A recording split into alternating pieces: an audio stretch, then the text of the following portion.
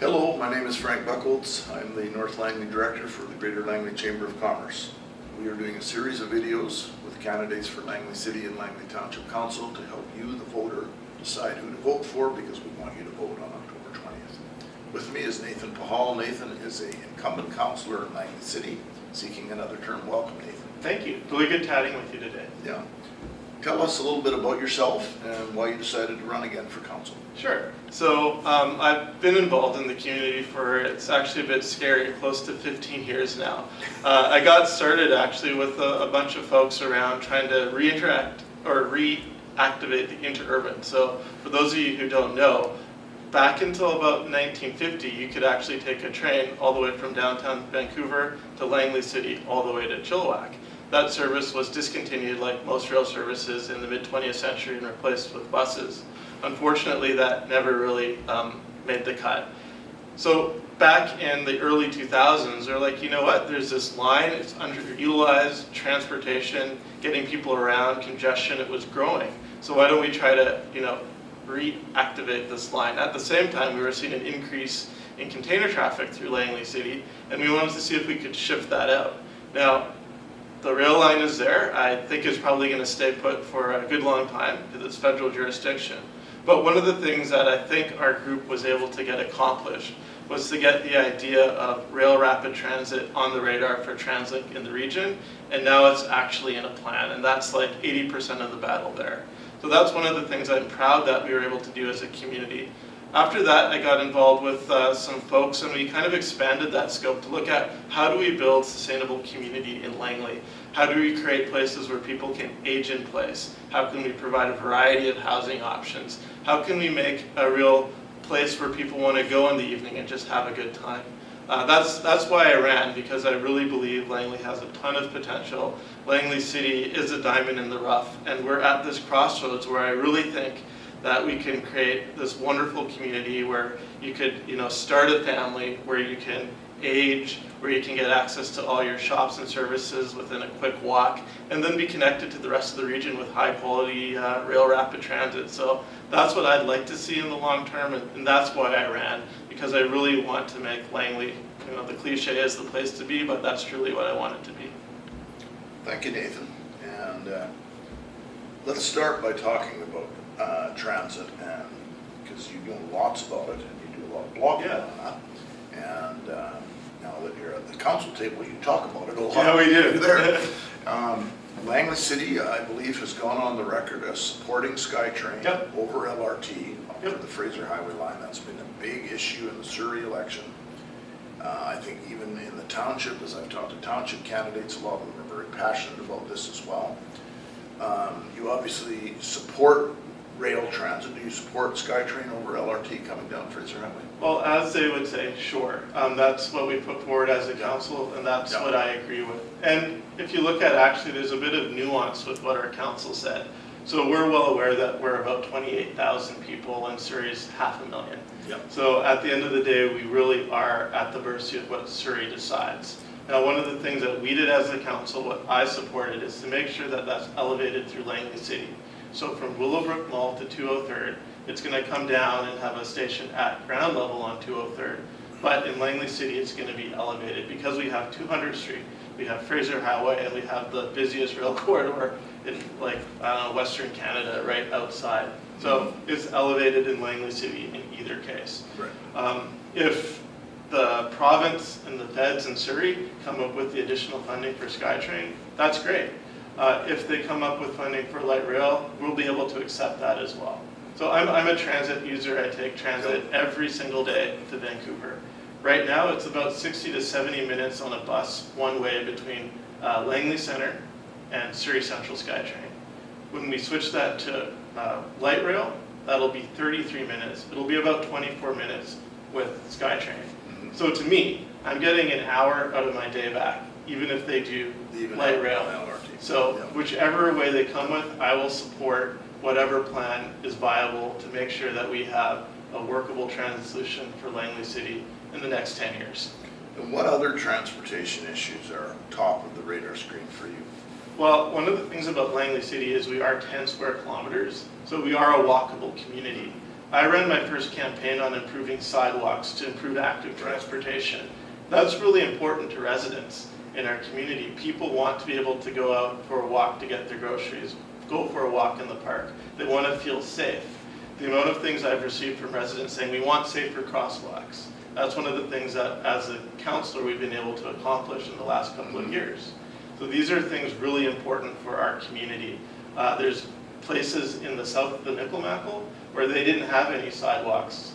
Now we're putting them in finally. The business community out in some of our older, I guess, industrial areas, they've been demanding sidewalks and a better streetscape to attract the next generation of people to our community. So it might sound small potatoes, but walkability and investing in walking infrastructure in a high quality public realm, that's critically important for the success of our community moving forward. Right. And as you point out, Langley City is a very compact community. Yes, we it's are. a logical place to do all those things. Exactly. Housing is a big issue for a lot of voters in this election throughout Yes. the region.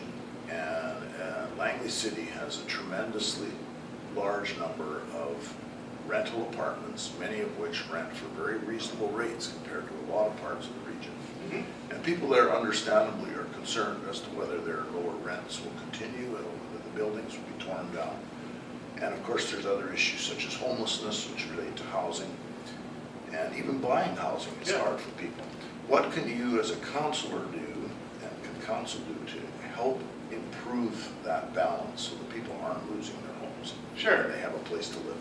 And I can touch on homelessness too. It's throughout the whole housing continuum, I think. Yeah, so exactly. We'll start out with folks who are homeless and work our way up, if that's okay. Yeah, for sure. Sure. So right now, we got an ICM team, which is basically a team of specialists that are able to connect people that are on the street into resources. So whether that's mental health care, substance treatment, and housing.